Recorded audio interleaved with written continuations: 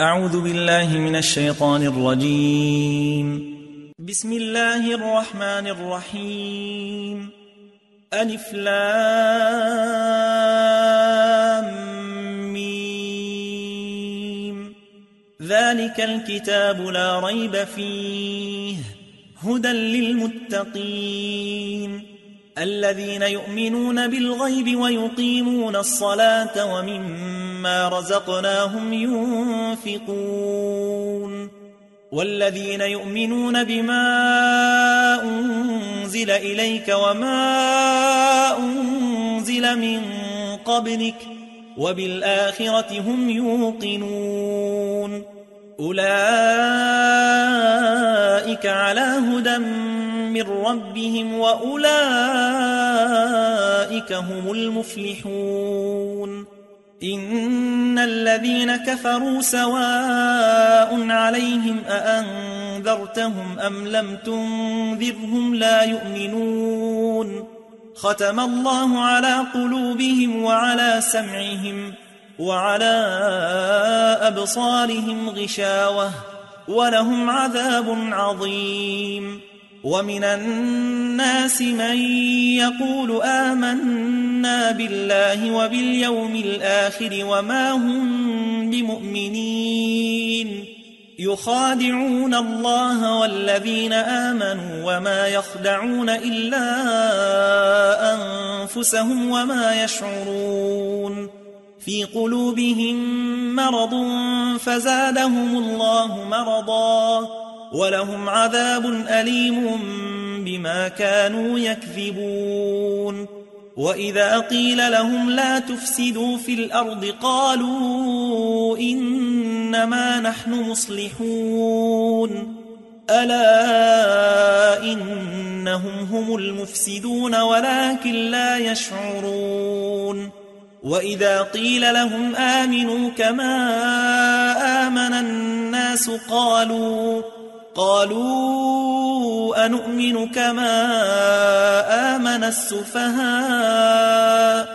ألا إنهم هم السفهاء ولكن لا يعلمون وإذا لقوا الذين آمنوا قالوا آمنا وإذا خلوا إلى شياطينهم قالوا إنا معكم إنما نحن مستهزئون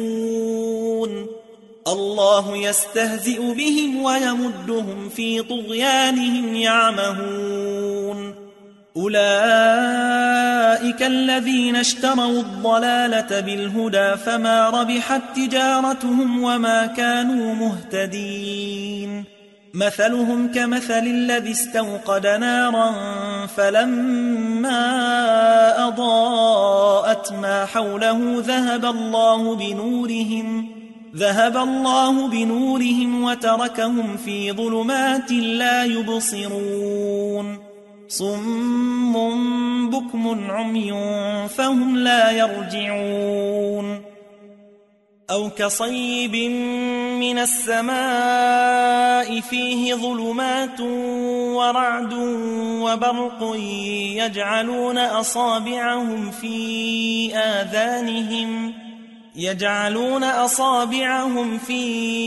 آذانهم من الصواعق حذر الموت والله محيط بالكافرين يكاد البرق يخطف أبصارهم كلما أضاء لهم مشوا فيه وإذا أظلم عليهم قاموا ولو شاء الله لذهب بسمعهم وأبصارهم إن الله على كل شيء قدير يا أيها الناس اعبدوا ربكم الذي خلقكم والذين من قبلكم لعلكم تتقون الذي جعل لكم الأرض فراشا والسماء بناء وأنزل من السماء ماء وأنزل من السماء ماء فأخرج به من الثمرات رزقا لكم فلا تجعلوا لله أندادا وأنتم تعلمون وإن كنتم في ريب مما نزلنا على عبدنا فأتوا بسورة من مثله وادعوا شهداءكم من دون الله إن كنتم صادقين فإن لم تفعلوا ولن تفعلوا فاتقوا النار التي وقودها الناس والحجارة أعدت للكافرين وبشر الذين آمنوا وعملوا الصالحات أن لهم جنات تجري من تحتها الأنهار كلما رزقوا منها من ثمرة رزقا قالوا هذا الذي رزقنا من قبل وأتوا به متشابها ولهم فيها أزواج مطهرة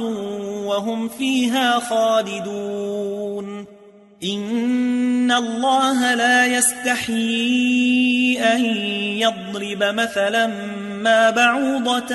فما فوقها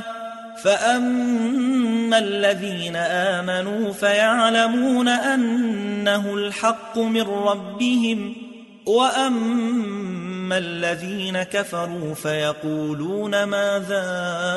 أراد الله بهذا مثلا يضل به كثيرا ويهدي به كثيرا وما يضل به إلا الفاسقين الذين ينقضون عهد الله من بعد ميثاقه ويقطعون ما أمر الله به أن يوصل ويفسدون في الأرض أولئك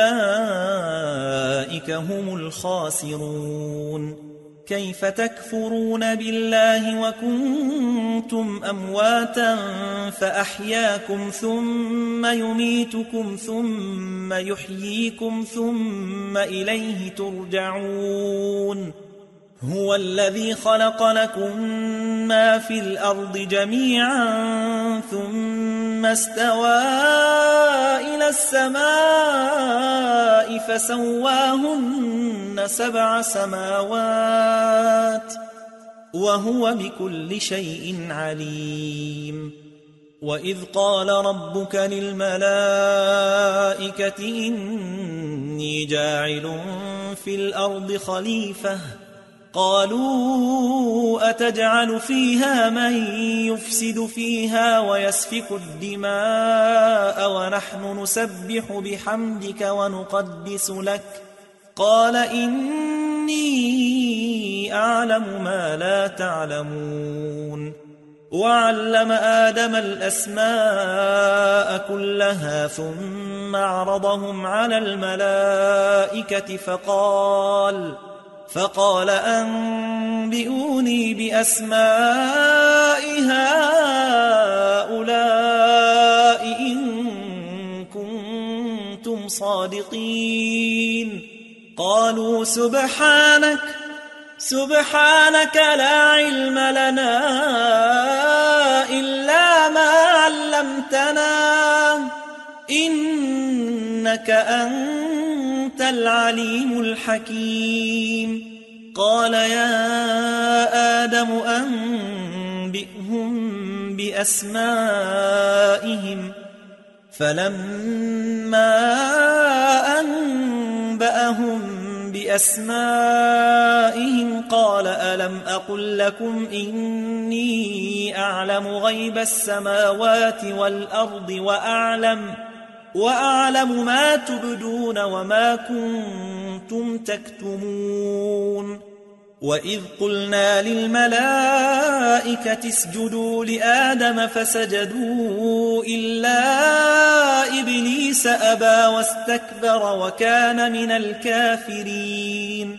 وقلنا يا آدم اسكن أنت وزوجك الجنة وكلا منها رغدا حيث شئتما ولا تقربا هذه الشجرة فتكونا من الظالمين فأزلهما الشيطان عنها فأخرجهما مما كانا فيه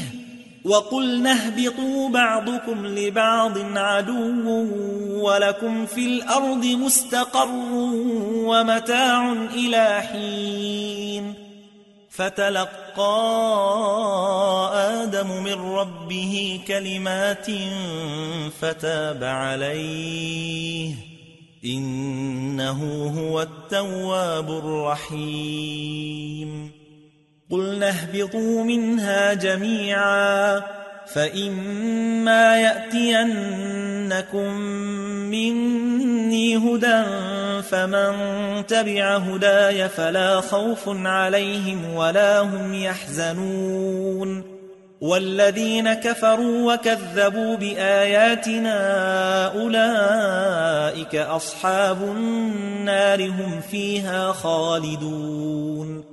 يا بني إسرائيل اذكروا نعمتي التي أنعمت عليكم وأوفوا بعهدي أوف بعهدكم وإياي فارهبون وآمنوا بما أنزلت مصدقا لما معكم ولا تكونوا أول كافر به ولا تشتروا بآياتي ثمنا قليلا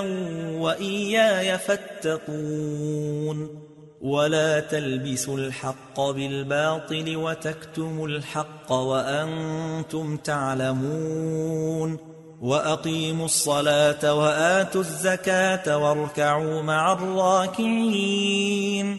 أتأمرون الناس بالبر وتنسون أنفسكم وأنتم تتلون الكتاب أفلا تعقلون واستعينوا بالصبر والصلاة وإنها لكبيرة إلا على الخاشعين الذين يظنون أنهم ملاقو ربهم وأنهم إليه راجعون يا بني إسرائيل اذكروا نعمتي التي أنعمت عليكم وأني فضلتكم على العالمين واتقوا يوما لا تجزي نفس عن نفس شيئا ولا يقبل منها شفاعة ولا يؤخذ منها عدل ولا هم ينصرون وإذ نجيناكم من آل فرعون يسومونكم سوء العذاب يذبحون أبناءكم ويستحيون نساءكم وفي ذلكم بلاء من ربكم عظيم وإذ فرقنا بكم البحر فأنجيناكم وأغرقنا آل فرعون وأنتم تنظرون وإذ واعدنا موسى 40 ليلة ثم اتخذتم العجل من بعده وأنتم ظالمون ثم عفونا عنكم من بعد ذلك لعلكم تشكرون وإذ آتينا موسى الكتاب والفرقان لعلكم تهتدون وإذ قال موسى لقومه يا قوم إنكم ظلمتم أنفسكم باتخاذكم العجل فتوبوا إلى بارئكم فاقتلوا أنفسكم ذلكم خير لكم عند بارئكم فتاب عليكم إنه هو التواب الرحيم وإذ قلتم يا موسى لن نؤمن لك حتى نرى الله جهرة فأخذتكم الصاعقة وأنتم تنظرون ثم بعثناكم من بعد موتكم لعلكم تشكرون وظللنا عليكم الغمام وأنزلنا عليكم المن والسلوى كلوا من طيبات ما رزقناكم وما ظلمونا ولكن كانوا أنفسهم يظلمون وإذ قلنا ادخلوا هذه القرية فكلوا منها حيث شئتم رغدا وادخلوا الباب سجدا وقولوا حطة نغفر لكم خطاياكم وسنزيد المحسنين فبدل الذين ظلموا قولا غير الذي قيل لهم فأنزلنا على الذين ظلموا رجزا من السماء بما كانوا يفسقون وإذ استسقى موسى لقومه فقلنا اضرب بعصاك الحجر فانفجرت منه 12 عينا قد علم كل أناس مشربهم كلوا واشربوا من رزق الله ولا تعثوا في الأرض مفسدين وإذ قلتم يا موسى لن نصبر على طعام واحد فادع لنا ربك يخرج لنا مما تنبت الأرض من بقلها وقثائها وفومها وعدسها وبصلها قال أتستبدلون الذي هو أدنى بالذي هو خير اهبطوا مصرا فإن لكم ما سألتم وضربت عليهم الذلة والمسكنة وباءوا بغضب من الله ذلك بأنهم كانوا يكفرون بآيات الله ويقتلون النبيين بغير الحق ذلك بما عصوا وكانوا يعتدون إن الذين آمنوا والذين هادوا والنصارى والصابئين من آمن بالله واليوم الآخر وعمل صالحا فلهم أجرهم عند ربهم ولا خوف عليهم ولا هم يحزنون وإذ أخذنا ميثاقكم ورفعنا فوقكم الطور خذوا ما آتيناكم بقوة واذكروا ما فيه لعلكم تتقون ثم توليتم من بعد ذلك فلولا فضل الله عليكم ورحمته لكنتم من الخاسرين ولقد علمتم الذين اعتدوا منكم في السبت فقلنا لهم كونوا قردة خاسئين فجعلناها نكالا لما بين يديها وما خلفها وموعظة للمتقين وإذ قال موسى لقومه إن الله يأمركم أن تذبحوا بقرة قالوا أتتخذنا هزوا قال أعوذ بالله أن أكون من الجاهلين قالوا ادع لنا ربك يبين لنا ما هي قال إنه يقول إنها بقرة لا فارض ولا بكر عوان بين ذلك فافعلوا ما تؤمرون قالوا ادع لنا ربك يبين لنا ما لونها قال إنه يقول إنها بقرة صفراء فاقع لونها تسر الناظرين قالوا ادع لنا ربك يبين لنا ما هي إن البقرة شابه علينا وإنا إن شاء الله لمهتدون قال إنه يقول إنها بقرة لا ذلول تثير الأرض ولا تسقي الحرث مسلمة لا شية فيها قالوا الآن جئت بالحق فذبحوها وما كانوا يفعلون وإذ قتلتم نفسا فادارأتم فيها والله مخرج ما كنتم تكتمون فقلنا اضربوه ببعضها كذلك يحيي الله الموتى ويريكم آياته لعلكم تعقلون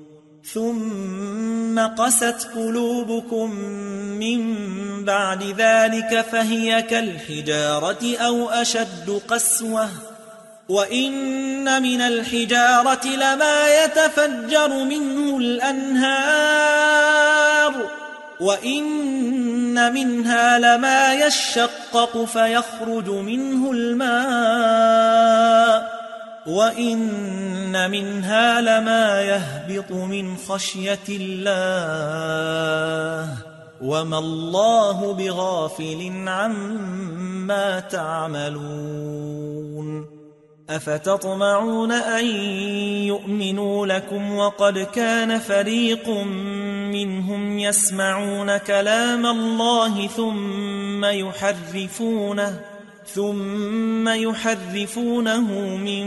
بعد ما عقلوه وهم يعلمون وإذا لقوا الذين آمنوا قالوا آمنا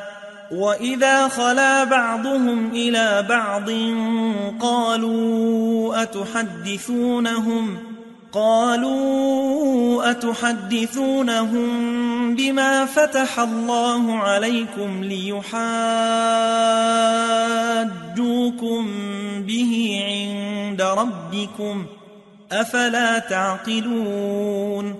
أولا يعلمون أن الله يعلم ما يسرون وما يعلنون ومنهم أميون لا يعلمون الكتاب إلا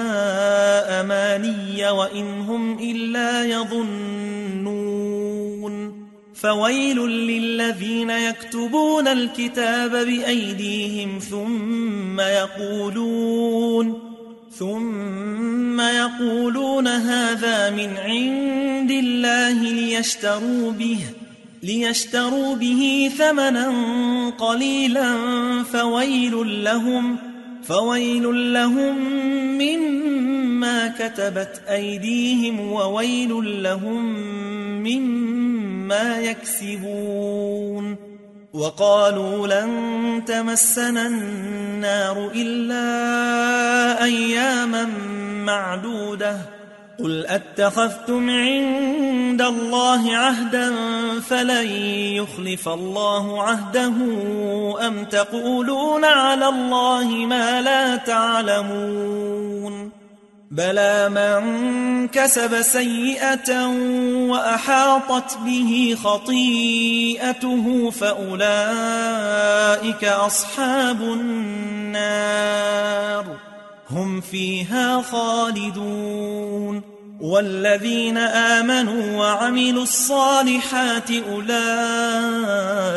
أصحاب الجنة هم فيها خالدون وإذ أخذنا ميثاق بني إسرائيل لا تعبدون إلا الله وبالوالدين إحسانا وذي القربى واليتامى والمساكين وقولوا للناس حسنا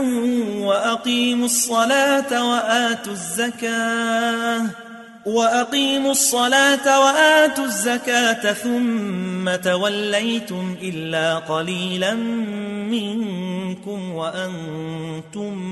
معرضون وإذ أخذنا ميثاقكم لا تسفكون دماءكم ولا تخرجون أنفسكم من دياركم ثم أقررتم وأنتم تشهدون ثم أنتم هؤلاء تقتلون أنفسكم وتخرجون فريقا منكم من ديارهم تظاهرون عليهم بالإثم والعدوان وإن يأتوكم أسارى تفادوهم وهو محرم عليكم إخراجهم أفتؤمنون ببعض الكتاب وتكفرون ببعض فما جزاء من يفعل ذلك منكم إلا خزي في الحياة الدنيا ويوم القيامة يردون إلى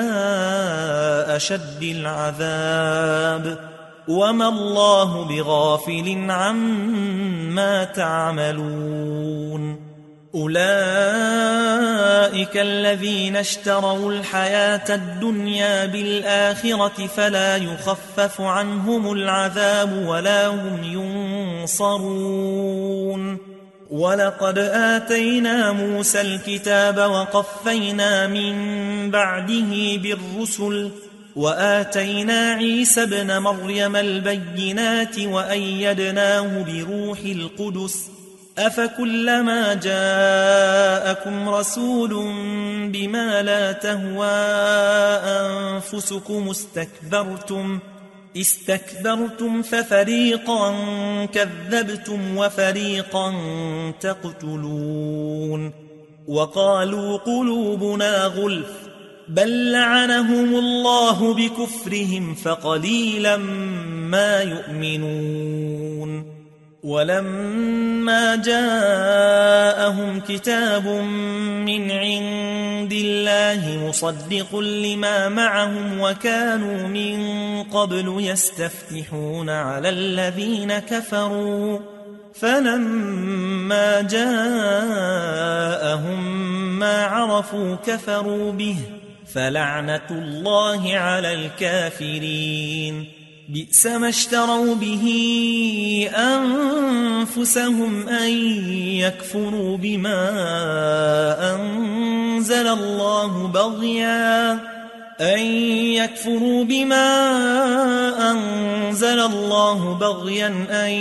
ينزل الله من فضله على من يشاء من عباده فباءوا بغضب على غضب وللكافرين عذاب مهين وإذا قيل لهم آمنوا بما أنزل الله قالوا نؤمن بما أنزل علينا ويكفرون بما وراءه وهو الحق مصدقا لما معهم قل فلم تقتلون أنبياء الله من قبل إن كنتم مؤمنين ولقد جاءكم موسى بالبينات ثم اتخذتم العجل من بعده وأنتم ظالمون وإذ أخذنا ميثاقكم ورفعنا فوقكم الطور خذوا ما آتيناكم بقوة واسمعوا قالوا سمعنا وعصينا وأشربوا في قلوبهم العجل بكفرهم قل بئس ما يأمركم به إيمانكم إن كنتم مؤمنين قل إن كانت لكم الدار الآخرة عند الله خالصة من دون الناس فتمنوا الموت إن كنتم صادقين ولن يتمنوه أبدا بما قدمت أيديهم والله عليم بالظالمين. ولتجدنهم أحرص الناس على حياة ومن الذين أشركوا يود أحدهم لو يعمر 1000 سنة وما هو بمزحزحه من العذاب أن يعمر والله بصير بما يعملون. قل من كان عدوا لجبريل فإنه نزله على قلبك بإذن الله مصدقا لما بين يديه وهدى وبشرى للمؤمنين. من كان عدوا لله وملائكته ورسله وجبريل وميكال فإن الله عدو للكافرين. ولقد أنزلنا إليك آيات بينات وما يكفر بها إلا الفاسقون. أوكلما عاهدوا عهدا نبذه فريق منهم بل أكثرهم لا يؤمنون. ولما جاءهم رسول من عند الله مصدق لما معهم نبذ فريق من الذين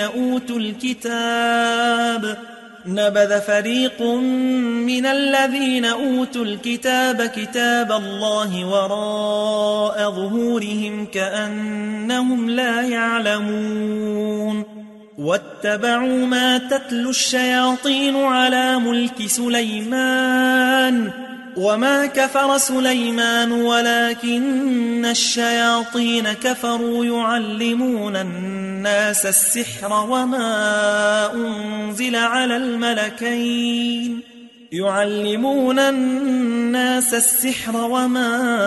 أنزل على الملكين ببابل هاروت وماروت وما يعلمان من أحد حتى يقولا إنما نحن فتنة فلا تكفر فيتعلمون منهما ما يفرقون به بين المرء وزوجه وما هم بضارين به من أحد إلا بإذن الله ويتعلمون ما يضرهم ولا ينفعهم ولقد علموا لمن اشتراه ما له في الآخرة من خلاق ولبئس ما شروا به أنفسهم لو كانوا يعلمون. ولو أنهم آمنوا واتقوا لمثوبة من عند الله خير لو كانوا يعلمون.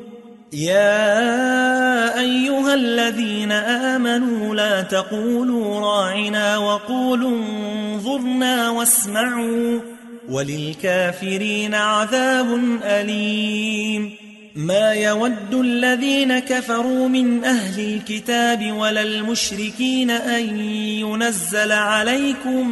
من خير من ربكم والله يختص برحمته من يشاء والله ذو الفضل العظيم. ما ننسخ من آية أو ننسها نأت بخير منها أو مثلها. ألم تعلم أن الله على كل شيء قدير؟ ألم تعلم أن الله له ملك السماوات والأرض وما لكم من دون الله من ولي ولا نصير. أم تريدون أن تسألوا رسولكم كما سئل موسى من قبل ومن يتبدل الكفر بالإيمان فقد ضل سواء السبيل. ود كثير من أهل الكتاب لو يردونكم من بعد إيمانكم كفارا حسدا من عند أنفسهم من بعد ما تبين لهم الحق فاعفوا واصفحوا حتى يأتي الله بأمره إن الله على كل شيء قدير وأقيموا الصلاة وآتوا الزكاة وما تقدموا لأنفسكم من خير تجدوه عند الله إن الله بما تعملون بصير وقالوا لن يدخل الجنة إلا من كان هودا أو نصارى تلك أمانيهم قل هاتوا برهانكم إن كنتم صادقين بلى من أسلم وجهه لله وهو محسن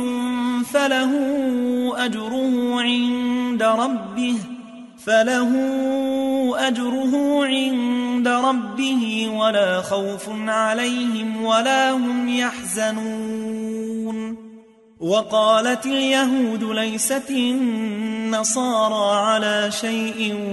وقالت النصارى ليست اليهود على شيء وهم يتلون الكتاب كذلك قال الذين لا يعلمون مثل قولهم فالله يحكم بينهم يوم القيامة فيما كانوا فيه يختلفون ومن أظلم ممن منع مساجد الله أن يذكر فيها اسمه وسعى في خرابها أولئك ما كان لهم أن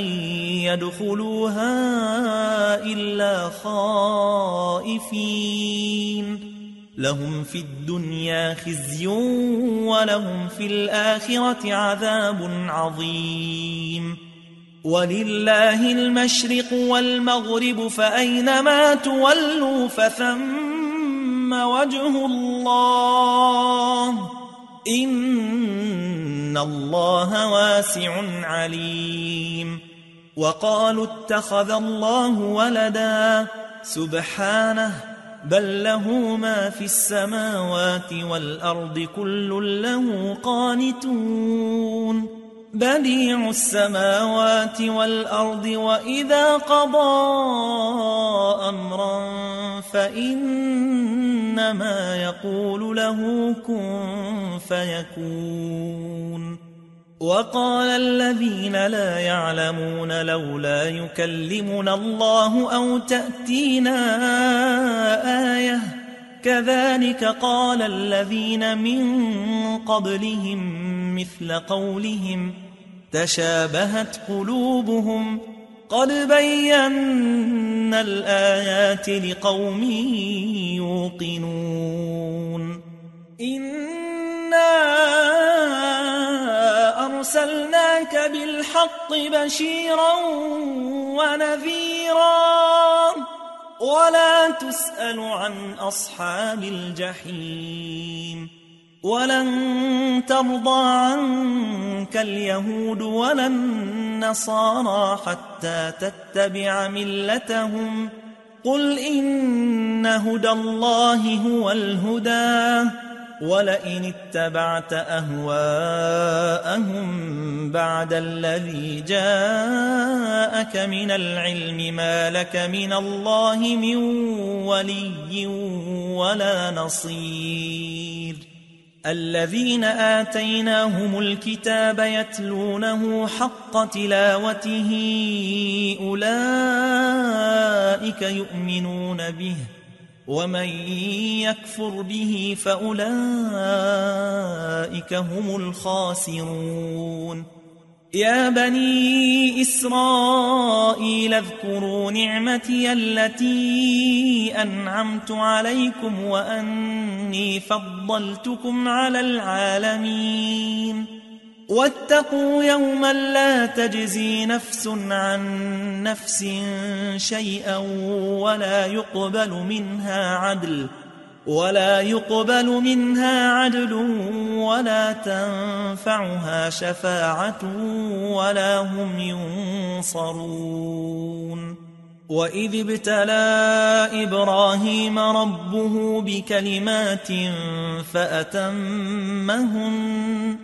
قال إني جاعلك للناس إماما قال ومن ذريتي قال لا ينال عهد الظالمين. وإذ جعلنا البيت مثابة للناس وأمنا واتخذوا من مقام إبراهيم مصلى وعهدنا إلى إبراهيم وإسماعيل أن طهرا بيتي للطائفين والعاكفين والركع السجود. وإذ قال إبراهيم رب اجعل هذا بلدا آمنا وارزق أهله من الثمرات من آمن منهم بالله واليوم الآخر قال ومن كفر فأمتعه قليلا ثم أضطره إلى عذاب النار وبئس المصير. وإذ يرفع إبراهيم القواعد من البيت وإسماعيل ربنا تقبل منا إنك أنت السميع العليم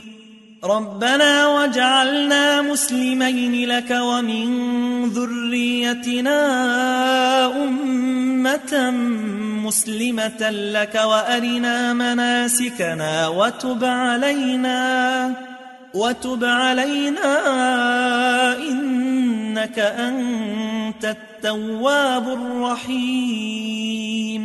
ربنا وابعث فيهم رسولا منهم يتلو عليهم آياتك ويعلمهم الكتاب والحكمة ويزكيهم إنك أنت العزيز الحكيم.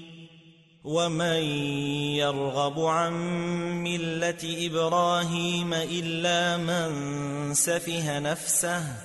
ولقد اصطفيناه في الدنيا وإنه في الآخرة لمن الصالحين. إذ قال له ربه أسلم قال أسلمت لرب العالمين. ووصى بها إبراهيم بنيه ويعقوب يا بني إن الله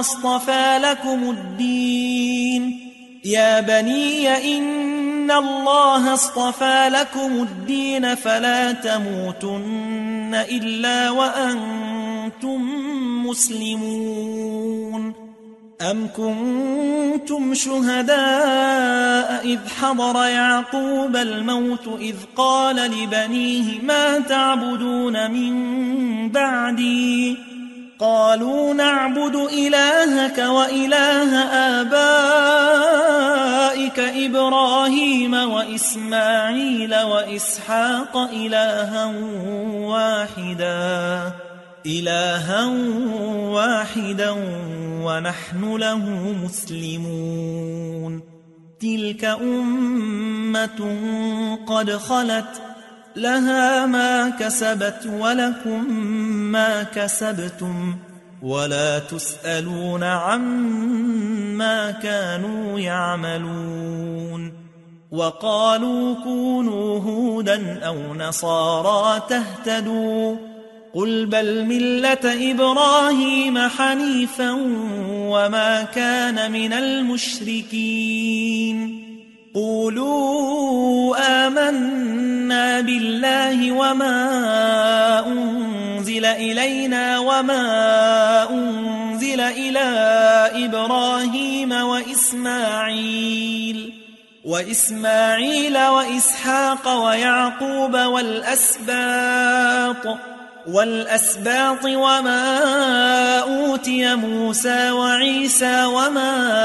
أوتي النبيون من ربهم لا نفرق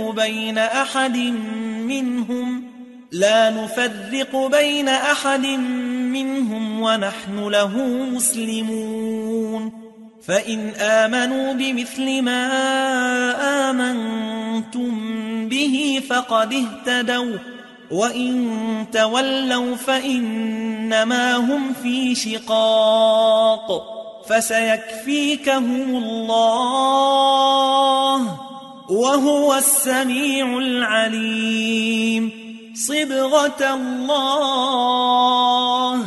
صبغة الله ومن أحسن من الله صبغة ونحن له عابدون قل أتحاجوننا في الله وهو ربنا وربكم ولنا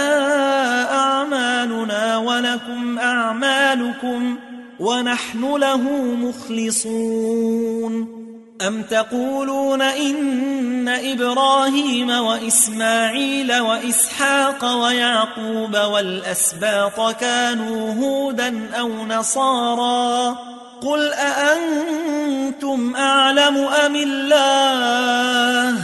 ومن أظلم ممن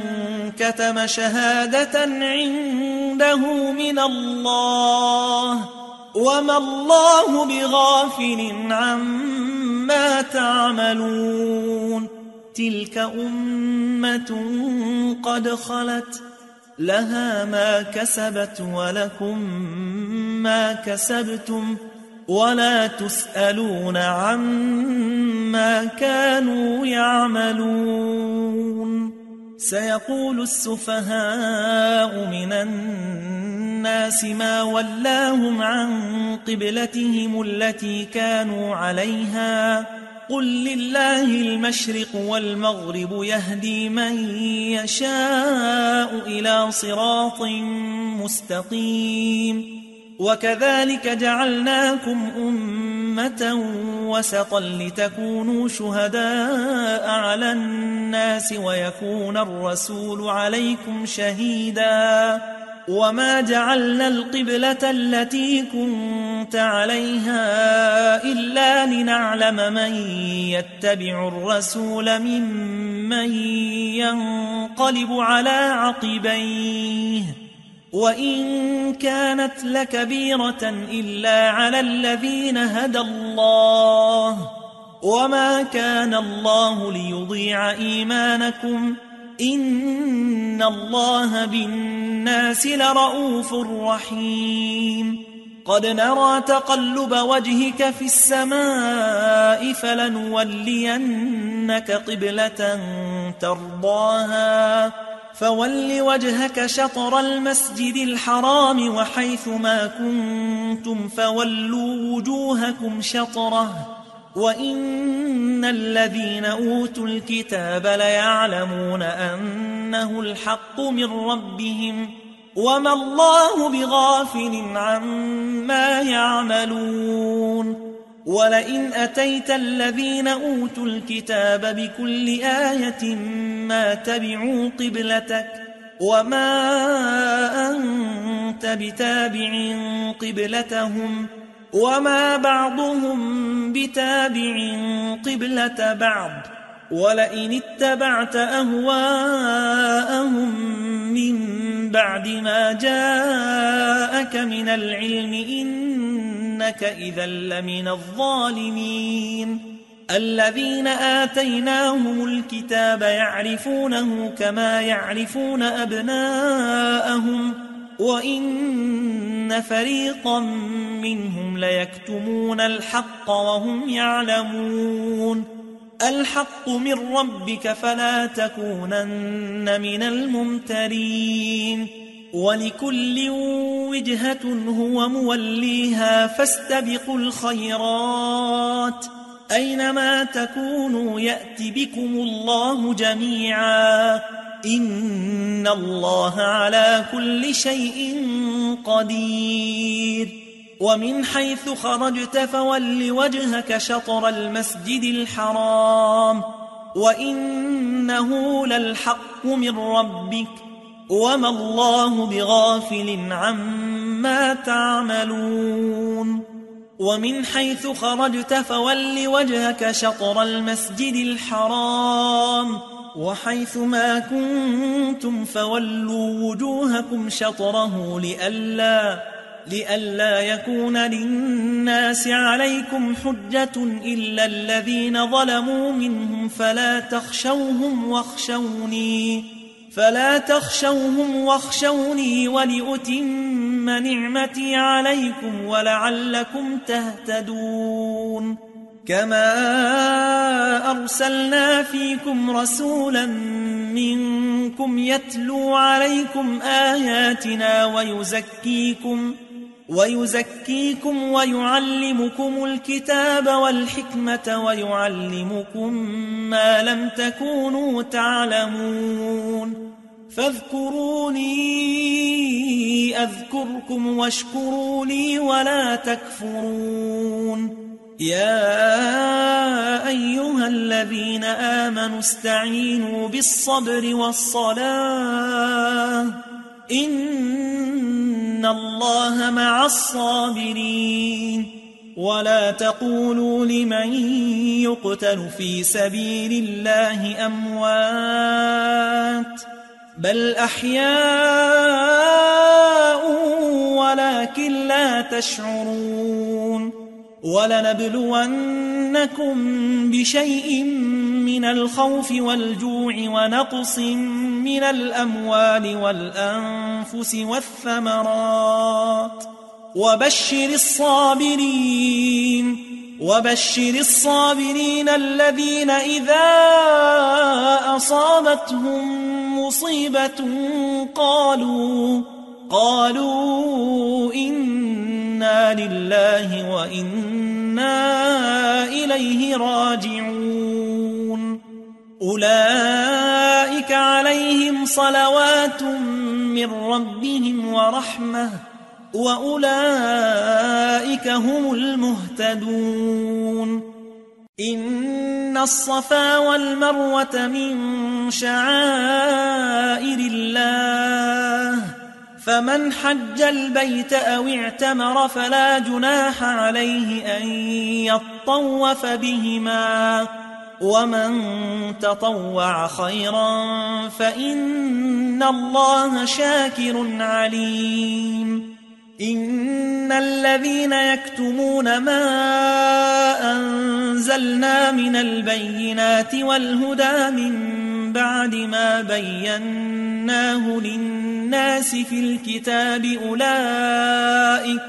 أولئك يلعنهم الله ويلعنهم اللاعنون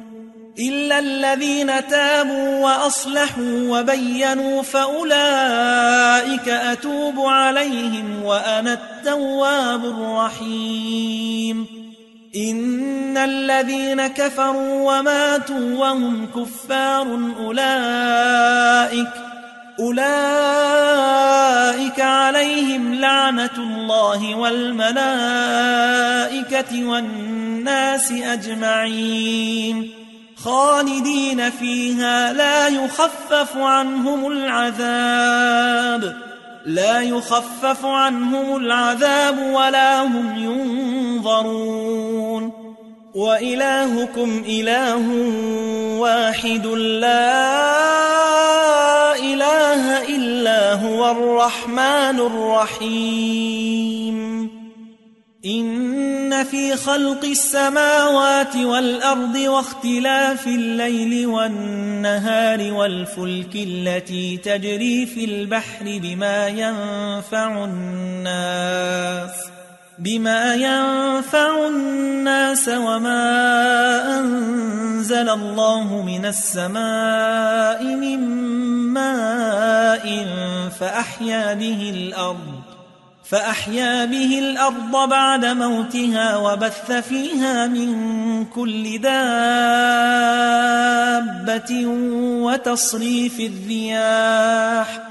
وتصريف الرياح والسحاب المسخر بين السماء والأرض لآيات لقوم يعقلون ومن الناس من يتخذ من دون الله أندادا يحبونهم كحب الله والذين آمنوا أشد حبا لله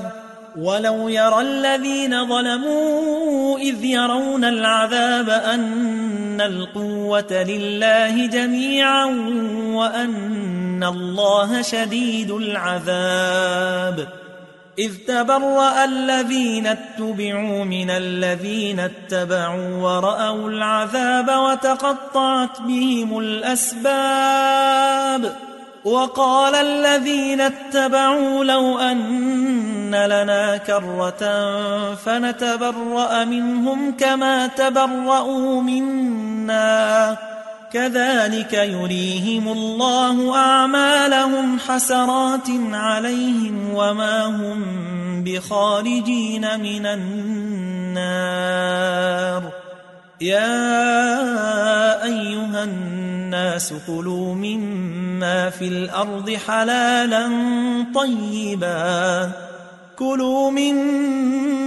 الأرض حلالا طيبا ولا تتبعوا خطوات الشيطان إنه لكم عدو مبين إنما يأمركم بالسوء والفحشاء وأن تقولوا على الله ما لا تعلمون وإذا قيل لهم اتبعوا ما أنزل الله قالوا بل نتبع ما ألفينا عليه آباءنا أولو كان آباؤهم لا يعقلون شيئا ولا يهتدون ومثل الذين كفروا كمثل الذي ينعق بما لا يسمع إلا دعاء ونداء صم بكم عمي فهم لا يعقلون يا أيها الذين آمنوا كلوا من طيبات ما رزقناكم واشكروا لله إن كنتم إياه تعبدون إنما حرم عليكم الميتة والدم ولحم الخنزير وما أهل به لغير الله فمن اضطر غير باغ ولا عاد فلا إثم عليه إن الله غفور رحيم إن الذين يكتمون ما أنزل الله من الكتاب ويشترون به ثمنا قليلا أولئك ما يأكلون في بطونهم إلا النار ولا يكلمهم الله يوم القيامة ولا يزكيهم ولهم عذاب أليم أولئك الذين اشتروا الضلالة بالهدى والعذاب بالمغفرة فما أصبرهم على النار ذلك بأن الله نزل الكتاب بالحق وإن الذين اختلفوا في الكتاب لفي شقاق بعيد ليس البر أن تولوا وجوهكم قبل المشرق والمغرب ولكن إن البر من آمن بالله واليوم الآخر والملائكة والكتاب والنبيين وآتى المال على حبه ذوي القربى واليتامى والمساكين وابن السبيل والسائلين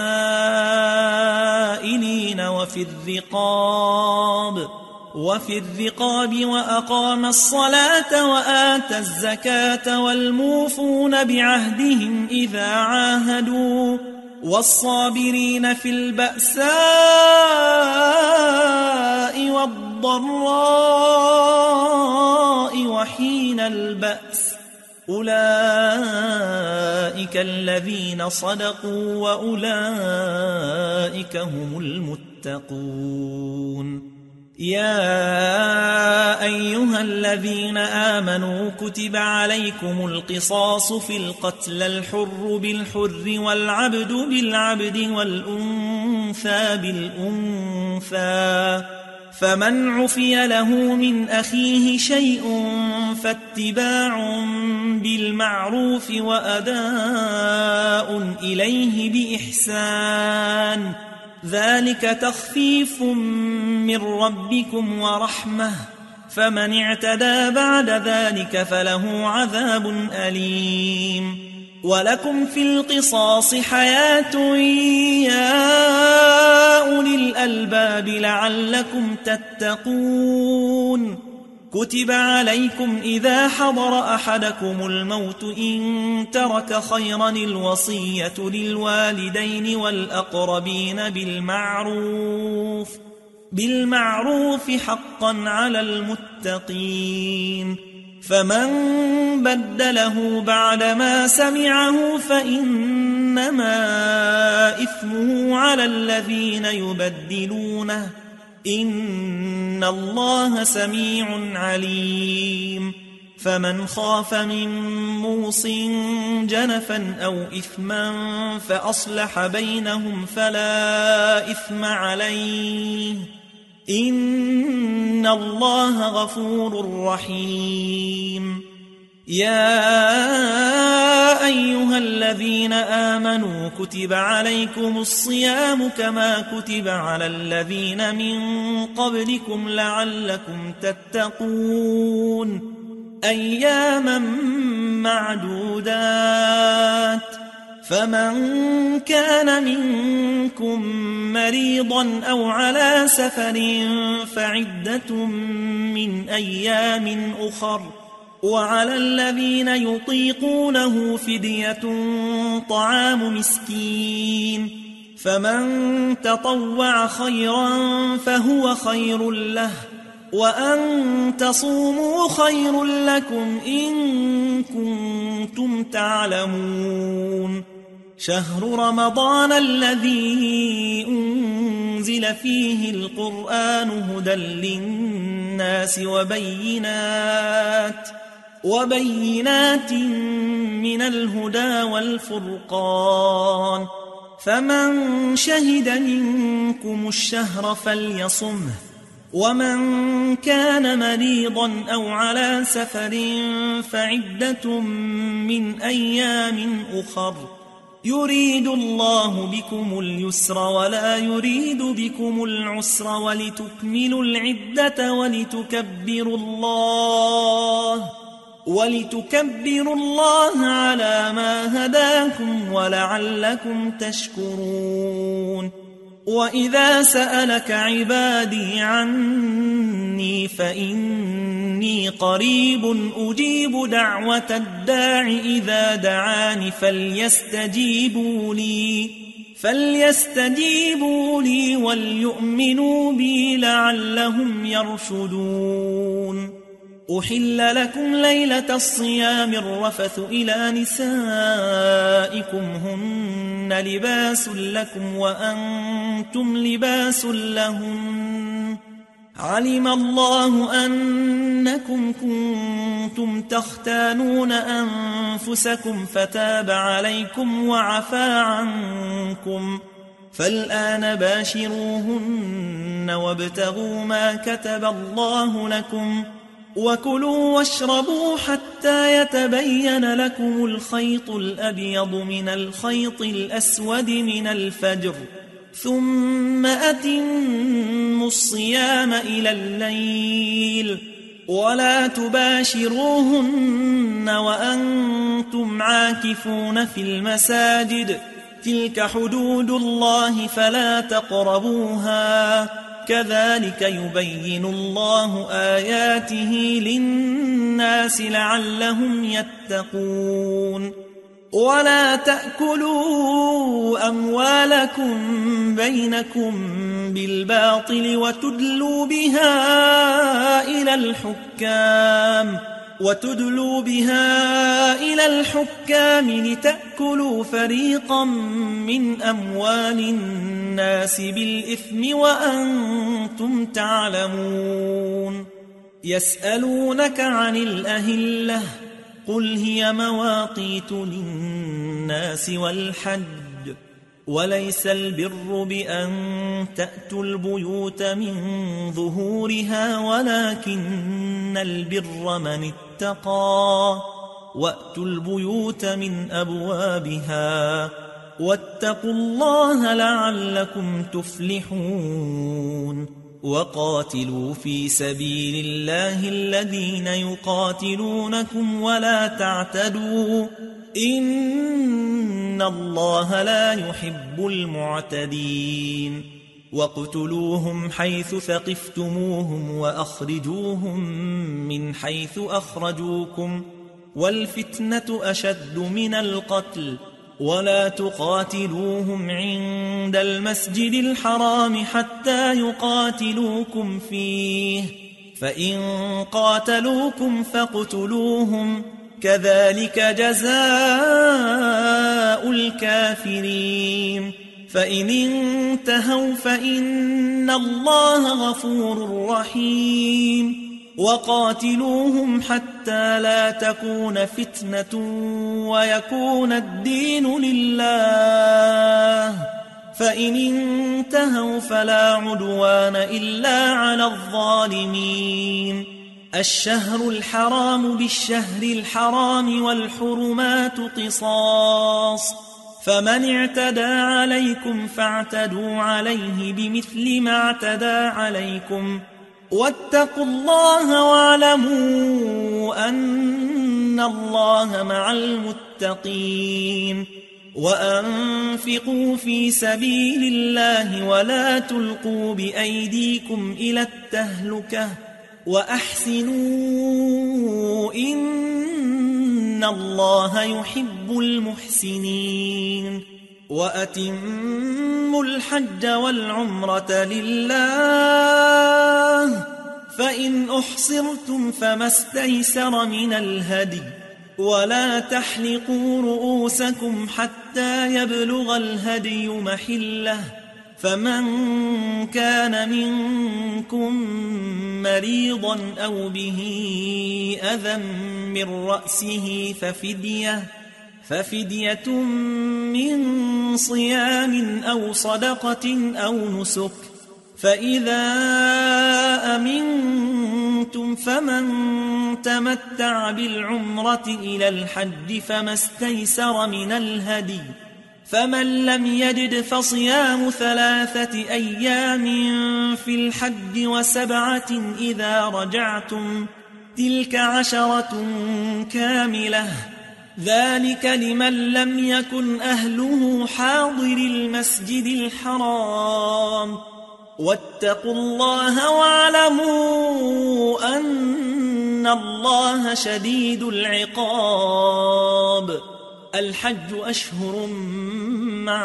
معلومات فمن فرض فيهن الحج فلا رفث ولا فسوق ولا جدال في الحج وما تفعلوا من خير يعلمه الله وتزودوا فإن خير الزاد التقوى واتقون يا أولي الألباب ليس عليكم جناح أن تبتغوا فضلا من ربكم فإذا أفضتم من عرفات فاذكروا الله عند المشعر الحرام واذكروه كما هداكم وإن كنتم من قبله لمن الضالين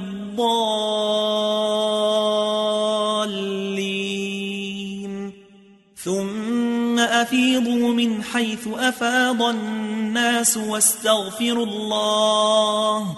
إن الله غفور رحيم فإذا قضيتم مناسككم فاذكروا الله كذكركم آباءكم أو أشد ذكرا فمن الناس من يقول ربنا آتنا في الدنيا وما له في الآخرة من خلاق ومنهم من يقول ربنا آتنا في الدنيا حسنة وفي الآخرة حسنة وقنا عذاب النار أولئك لهم نصيب مما كسبوا والله سريع الحساب واذكروا الله في أيام معدودات فمن تعجل في يومين فلا إثم عليه ومن تأخر فلا إثم عليه لمن اتقى واتقوا الله واعلموا أنكم إليه تحشرون ومن الناس من يعجبك قوله في الحياة الدنيا ويشهد الله على ما في قلبه وهو ألد الخصام وإذا تولى سعى في الأرض ليفسد فيها ويهلك الحرث والنسل والله لا يحب الفساد وإذا قيل له اتق الله أخذته العزة بالإثم فحسبه جهنم ولبئس المهاد ومن الناس من يشري نفسه ابتغاء مرضات الله والله رؤوف بالعباد يا أيها الذين آمنوا ادخلوا في السلم كافة ولا تتبعوا خطوات الشيطان إنه لكم عدو مبين فإن زللتم من بعد ما جاءتكم البينات فاعلموا أن الله عزيز حكيم هل ينظرون إلا أن يأتيهم الله في ظلل من الغمام والملائكة وقضي الأمر وإلى الله ترجع الأمور سل بني إسرائيل كم آتيناهم من آية بينة ومن يبدل نعمة الله من بعد ما جاءته فإن الله شديد العقاب زين للذين كفروا الحياة الدنيا ويسخرون من الذين آمنوا والذين اتقوا فوقهم يوم القيامة والله يرزق من يشاء بغير حساب كان الناس أمة واحدة فبعث الله النبيين مبشرين ومنذرين وأنزل معهم الكتاب بالحق ليحكم بين الناس فيما اختلفوا فيه وما اختلف فيه إلا الذين أوتوه من بعد ما جاءتهم البينات بغيا بينهم فهدى الله الذين آمنوا لما اختلفوا فيه من الحق بإذنه والله يهدي من يشاء إلى صراط مستقيم. أم حسبتم أن تدخلوا الجنة ولما يأتكم مثل الذين خلوا من قبلكم مستهم البأساء والضراء وزلزلوا حتى يقول الرسول والذين آمنوا معه متى نصر الله ألا إن نصر الله قريب. يسألونك ماذا ينفقون قل ما أنفقتم من خير فللوالدين والأقربين واليتامى والمساكين وابن السبيل وما تفعلوا من خير فإن الله به عليم. كتب عليكم القتال وهو كره لكم وعسى أن تكرهوا شيئا وهو خير لكم وعسى أن تحبوا شيئا وهو شر لكم والله يعلم وأنتم لا تعلمون. يسألونك عن الشهر الحرام قتال فيه قل قتال فيه كبير وصد عن سبيل الله وكفر به والمسجد الحرام وإخراج أهله منه أكبر عند الله والفتنة أكبر من القتل ولا يزالون يقاتلونكم حتى يردوكم عن دينكم إن استطاعوا ومن يرتد منكم عن دينه فيمت وهو كافر فأولئك حبطت أعمالهم في الدنيا والآخرة وأولئك أصحاب النار هم فيها خالدون. إن الذين آمنوا والذين هاجروا وجاهدوا في سبيل الله أولئك يرجون رحمة الله والله غفور رحيم. يسألونك عن الخمر والميسر قل فيهما إثم كبير ومنافع للناس وإثمهما أكبر من نفعهما ويسألونك ماذا ينفقون قل العفو كذلك يبين الله لكم الآيات لعلكم تتفكرون في الدنيا والآخرة. ويسألونك عن اليتامى قل إصلاح لهم خير وإن تخالطوهم فإخوانكم والله يعلم المفسد من المصلح ولو شاء الله لأعنتكم إن الله عزيز حكيم. ولا تنكحوا المشركات حتى يؤمنوا ولأمة مؤمنة خير من مشركة ولو أعجبتكم ولا تنكحوا المشركين حتى يؤمنوا ولعبد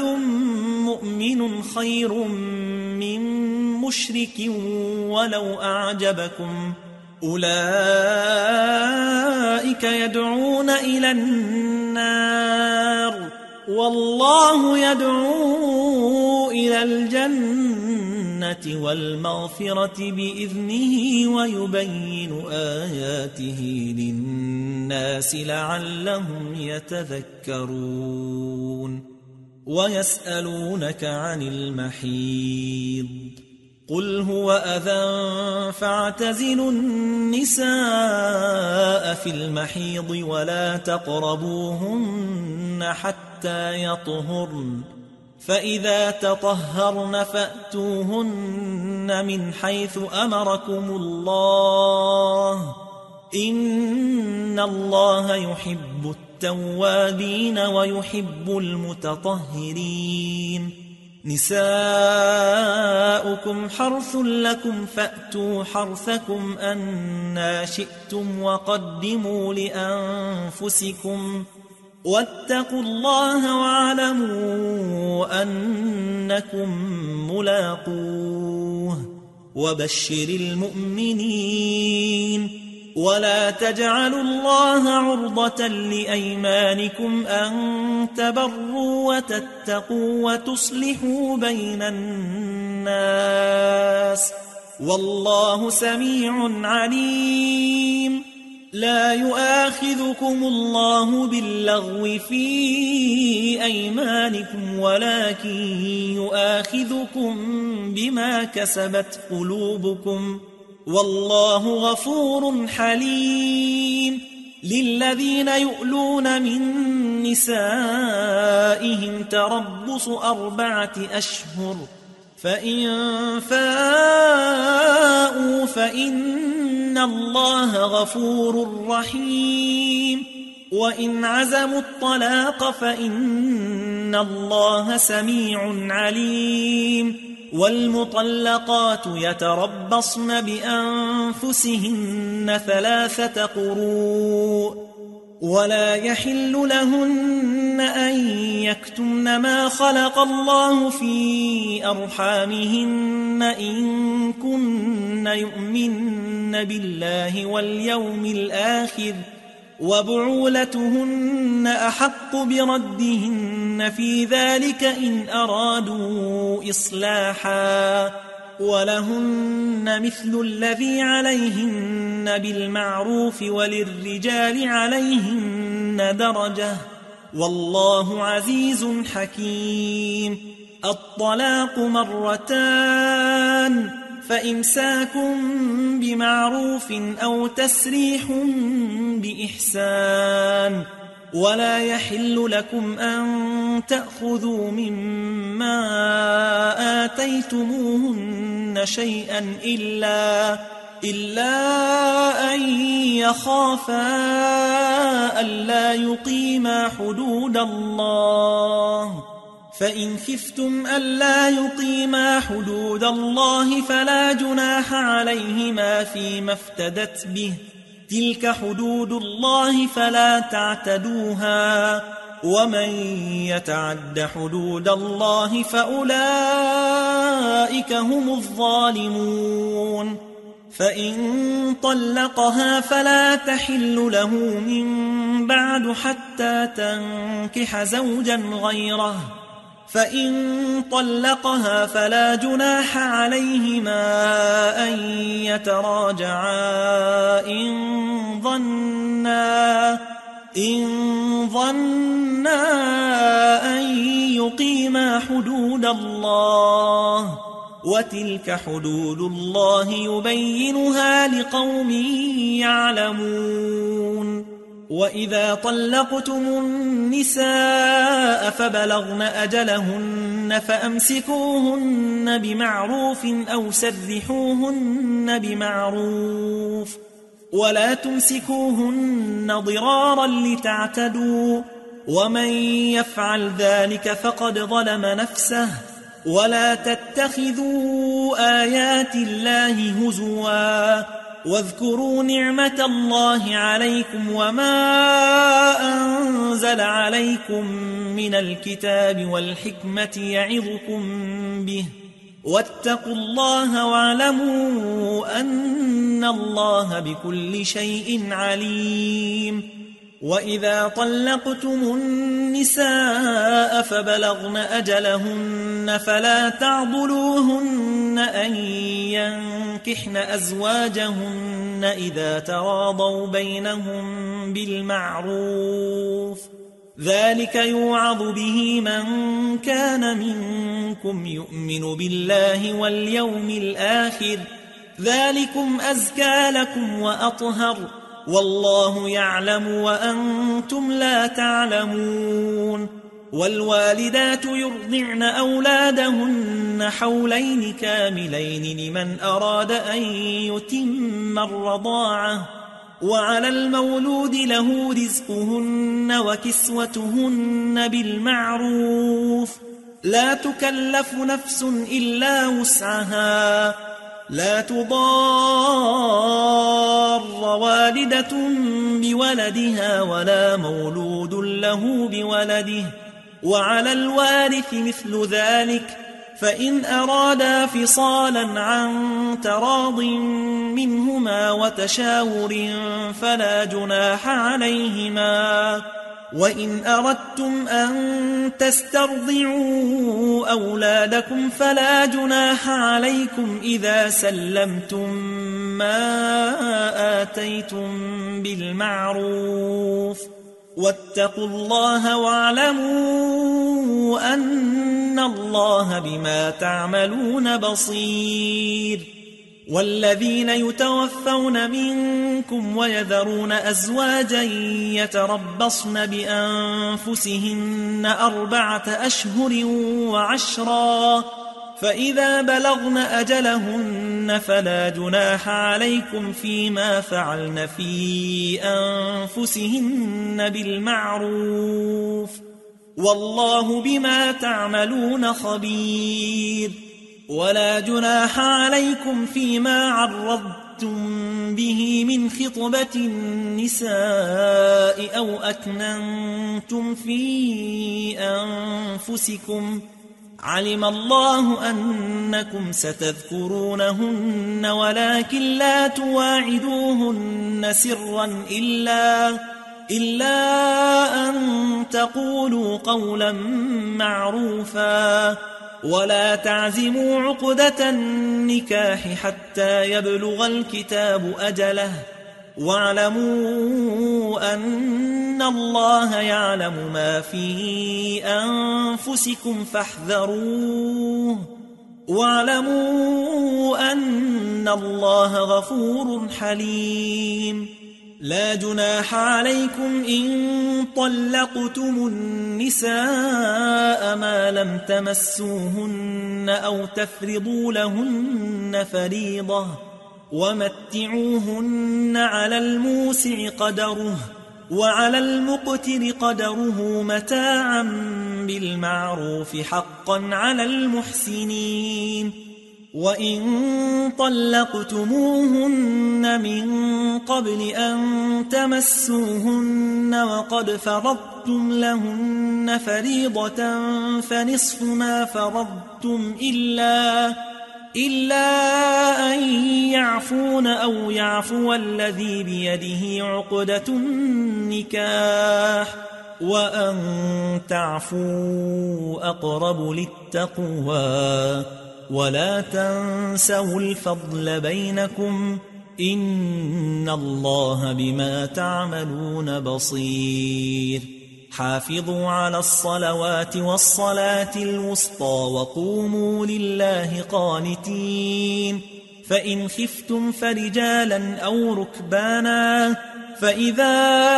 أمنتم فاذكروا الله كما علمكم ما لم تكونوا تعلمون والذين يتوفون منكم ويذرون أزواجا وصية لأزواجهم متاعا إلى الحول غير إخراج فإن خرجن فلا جناح عليكم فيما فعلن في أنفسهن من معروف والله عزيز حكيم وللمطلقات متاع بالمعروف حقا على المتقين كذلك يبين الله لكم آياته لعلكم تعقلون ألم تر إلى الذين خرجوا من ديارهم وهم ألوف حذر الموت فقال لهم الله موتوا ثم أحياهم إن الله لذو فضل على الناس ولكن أكثر الناس لا يشكرون وقاتلوا في سبيل الله واعلموا أن الله سميع عليم من ذا الذي يقرض الله قرضا حسنا فيضاعفه له أضعافا كثيرة والله يقبض ويبسط وإليه ترجعون ألم تر إلى الملأ من بني إسرائيل من بعد موسى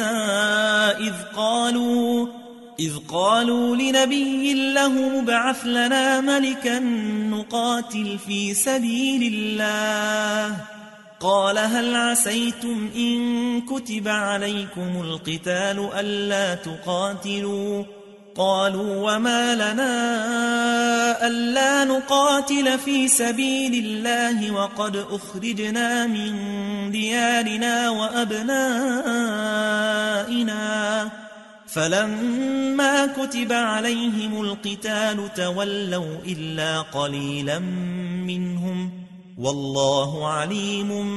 بالظالمين وقال لهم نبيهم إن الله قد بعث لكم طالوت ملكا قالوا أنى يكون له الملك علينا ونحن أحق بالملك منه ولم يؤت سعة من المال قال إن الله اصطفاه عليكم وزاده بسطة في العلم والجسم والله يؤتي ملكه من يشاء والله واسع عليم وقال لهم نبيهم إن آية ملكه أن يأتيكم التابوت فيه سكينة من ربكم وبقية مما ترك آل موسى وآل هارون تحمله الملائكة إن في ذلك لآية لكم إن كنتم مؤمنين فلما فصل طالوت بالجنود قال إن الله مبتليكم بنهر فمن شرب منه فليس مني ومن لم يطعمه فإنه مني إلا من اغترف غرفة بيده فشربوا منه إلا قليلا منهم فلما جاوزه هو والذين آمنوا معه قالوا لا طاقة لنا اليوم بجالوت وجنوده قال الذين يظنون أنهم ملاقو الله كم من فئة قليلة غلبت فئة كثيرة بإذن الله والله مع الصابرين ولما برزوا لجالوت وجنوده قالوا ربنا أفرغ علينا صبرا وثبت أقدامنا وانصرنا على القوم الكافرين فهزموهم بإذن الله وقتل داود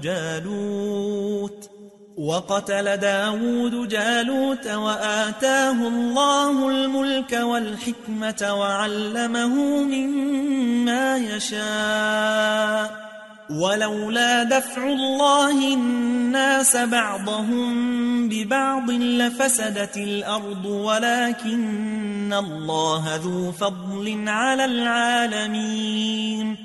تلك آيات الله نتلوها عليك بالحق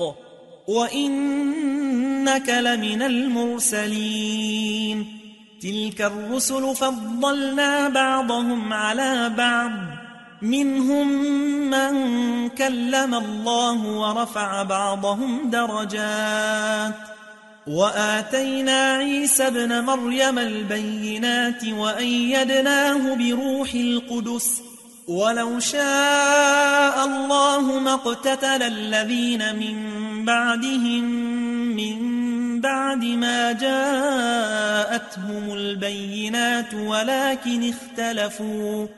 ولكن اختلفوا فمنهم من آمن ومنهم من كفر ولو شاء الله ما اقتتلوا ولكن الله يفعل ما يريد يا أيها الذين آمنوا أنفقوا مما رزقناكم من قبل أن يأتي يوم لا بيع فيه ولا خلة ولا شفاعة والكافرون هم الظالمون الله لا إله إلا هو الحي القيوم لا تأخذه سنة ولا نوم له ما في السماوات وما في الأرض من ذا الذي يشفع عنده إلا بإذنه يعلم ما بين أيديهم وما خلفهم ولا يحيطون بشيء من علمه إلا بما شاء وسع كرسيه السماوات والأرض ولا يؤوده حفظهما وهو العلي العظيم لا إكراه في الدين قد تبين الرشد من الغي فمن يكفر بالطاغوت ويؤمن بالله فقد استمسك بالعروة الوثقى لا انفصام لها والله سميع عليم الله ولي الذين آمنوا يخرجهم من الظلمات إلى النور والذين كفروا أولياؤهم الطاغوت يخرجونهم من النور إلى الظلمات أولئك أصحاب النار هم فيها خالدون ألم تر إلى الذي حاج إبراهيم في ربه أن آتاه الله الملك إذ قال إبراهيم ربي الذي يحيي ويميت قال أنا أحيي وأميت قال إبراهيم فإن الله يأتي بالشمس من المشرق فأت بها من المغرب فبهت الذي كفر والله لا يهدي القوم الظالمين أو كالذي مر على قرية وهي خاوية على عروشها قال أنى يحيي هذه الله بعد موتها فأماته الله 100 عام ثم بعثه قال كم لبثت قال لبثت يوما أو بعض يوم قال بل لبثت 100 عام فانظر إلى طعامك وشرابك لم يتسنه وانظر إلى حمارك ولنجعلك آية للناس وانظر إلى العظام كيف ننشزها ثم نكسوها لحما فلما تبين له قال أعلم أن إن الله على كل شيء قدير.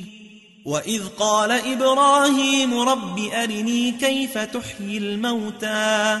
قال أولم تؤمن قال بلى ولكن ليطمئن قلبي قال فخذ 4 من الطير فصرهن إليك ثم اجعل على كل جبل منهن جزءا ثم ادعهن يأتينك سعيا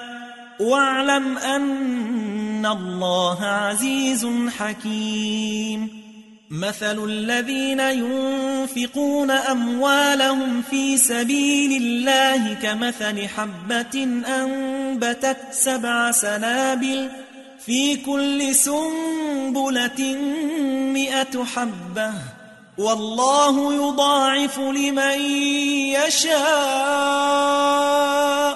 والله واسع عليم. الذين ينفقون أموالهم في سبيل الله ثم لا يتبعون ما أنفقوا منا ولا أذى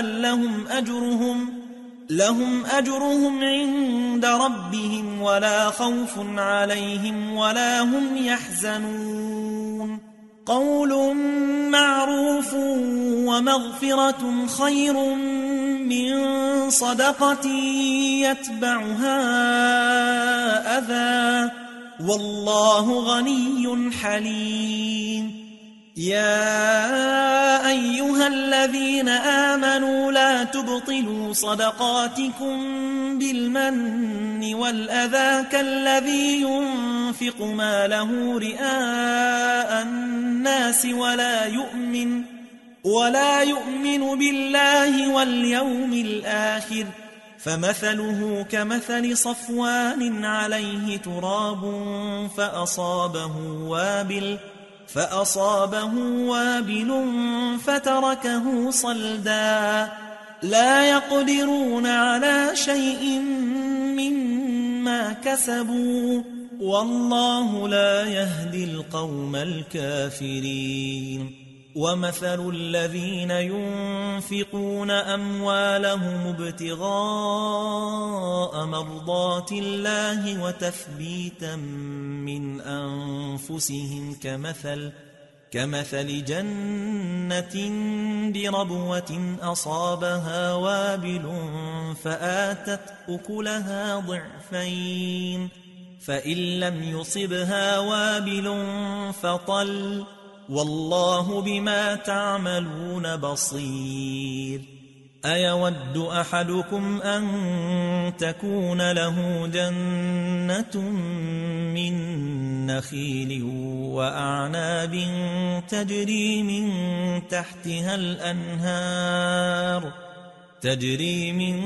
تحتها الأنهار له فيها من كل الثمرات وأصابه الكبر وله ذرية ضعفاء فأصابها إعصار فيه نار فاحترقت كذلك يبين الله لكم الآيات لعلكم تتفكرون. يا أيها الذين آمنوا أنفقوا من طيبات ما كسبتم ومما أخرجنا لكم من الأرض ولا تيمموا الخبيث منه تنفقون ولستم بآخذيه إلا أن تغمضوا فيه واعلموا أن الله غني حميد. الشيطان يعدكم الفقر ويأمركم بالفحشاء والله يعدكم مغفرة منه وفضلا والله واسع عليم. يؤتي الحكمة من يشاء ومن يؤت الحكمة فقد أوتي خيرا كثيرا وما يذكر إلا أولو الألباب وما أنفقتم من نفقة أو نذرتم من نذر فإن الله يعلمه وما للظالمين من أنصار إن تبدوا الصدقات فنعما هي وإن تخفوها وتؤتوها الفقراء فهو خير لكم ويكفر عنكم من سيئاتكم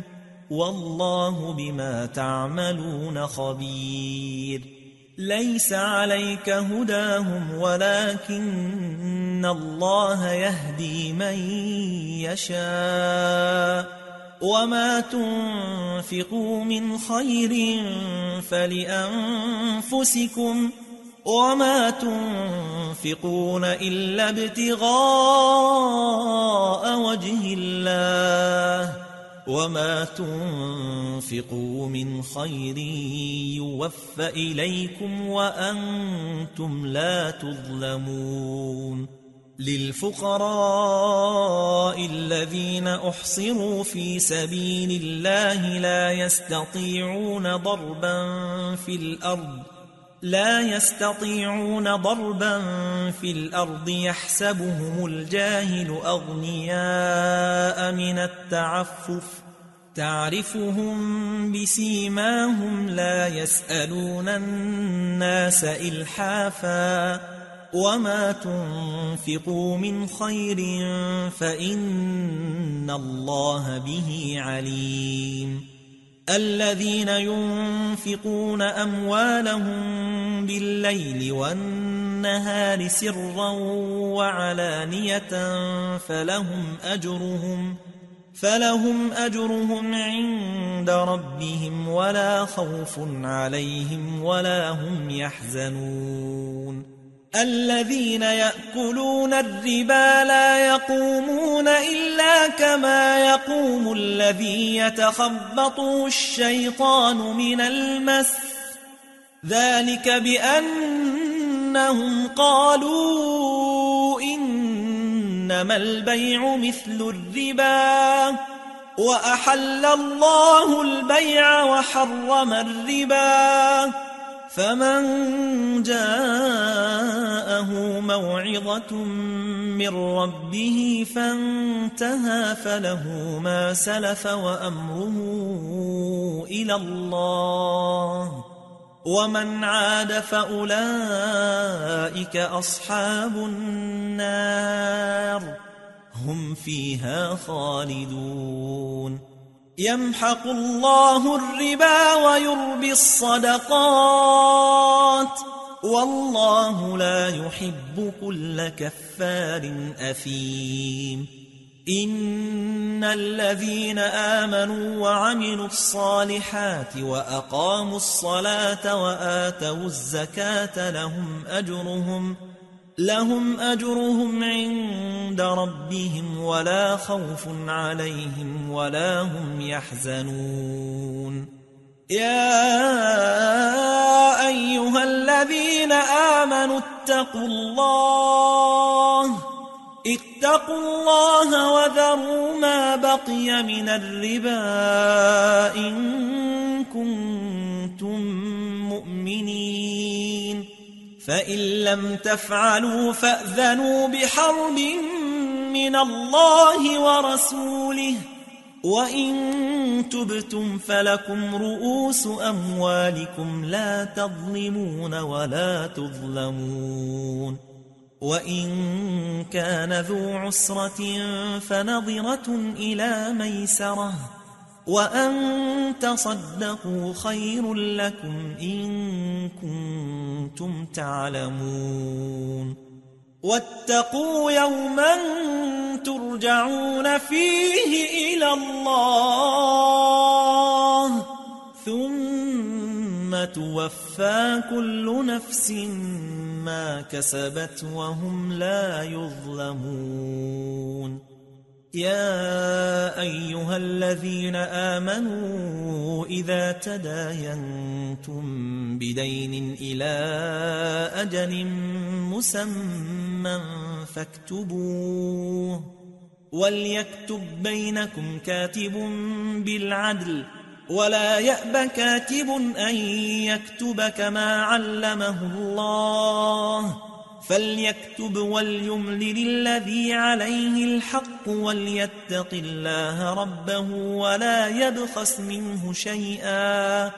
فإن كان الذي عليه الحق سفيها أو ضعيفا أو لا يستطيع أن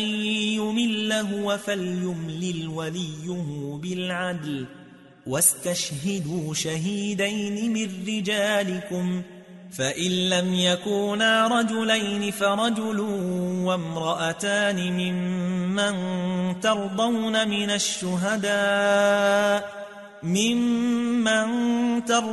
من الشهداء أن تضل إحداهما فتذكر إحداهما الأخرى ولا يأبى الشهداء إذا ما دعوا ولا تسأموا أن تكتبوه صغيرا أو كبيرا إلى أجله ذلكم أقسط عند الله وأقوم للشهادة وأدنى ألا ترتابوا إلا أن تكون تجارة حاضرة تديرونها بينكم فليس عليكم جناح ألا تكتبوها وأشهدوا إذا تبايعتم ولا يضار كاتب ولا شهيد وإن تفعلوا فإنه فسوق بكم واتقوا الله ويعلمكم الله والله بكل شيء عليم. وإن كنتم على سفر ولم تجدوا كاتبا فرهان مقبوضة فإن أمن بعضكم بعضا فليؤدي الذي اؤتمن أمانته وليتق الله ربه ولا تكتموا الشهادة ومن يكتمها فإنه آثم قلبه والله بما تعملون عليم. لله ما في السماوات وما في الأرض وإن تبدوا ما في أنفسكم أو تخفوه يحاسبكم به الله فيغفر لمن يشاء ويعذب من يشاء والله على كل شيء قدير. آمن الرسول بما أنزل إليه من ربه والمؤمنون كل آمن بالله وملائكته وكتبه ورسله لا نفرق بين أحد من رسله وقالوا سمعنا وأطعنا غفرانك ربنا وإليك المصير. لا يكلف الله نفسا إلا وسعها لها ما كسبت وعليها ما اكتسبت ربنا لا تؤاخذنا إن نسينا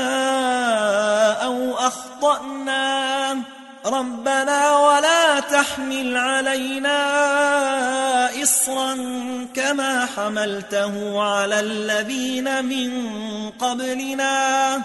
ربنا ولا تحملنا ما لا طاقة لنا به واعف عنا واغفر لنا وارحمنا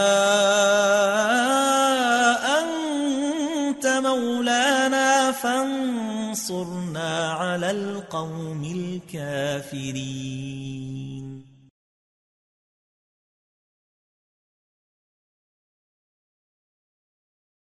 أنت مولانا فانصرنا على القوم الكافرين.